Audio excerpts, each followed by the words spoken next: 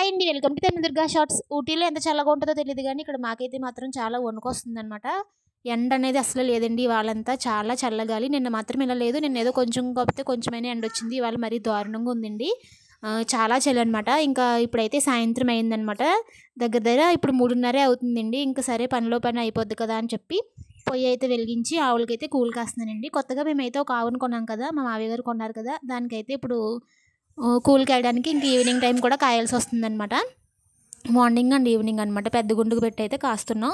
సరే ఇంకా గాలి కూడా వేస్తుంది. ఇంకొంచెం లేట్ అయినా కూడా ఇక్కడ కూర్చోలేమని చెప్పి కాసేపు ఇంకా వేడిగా ఉంటుంది కదా అని ముందుగానే పొయ్యి వెలిగించేసుకుంటున్నానండి. ఇంకా పనిలో పని బియ్యం కూడా నానబెట్టేశాను. ఈ కూల్ అవ్వడానికి ఎలా లేదన్నా దగ్గర దగ్గర ఒక 45 మినిట్స్, ఒక గంట అని పెట్టుకోండి, గంట అవుతుంది.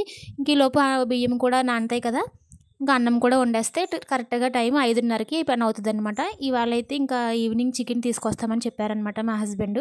ఈ పనులన్నీ అయ్యేసరికి 5:30, 5 అయ్యింది అనుకోండి.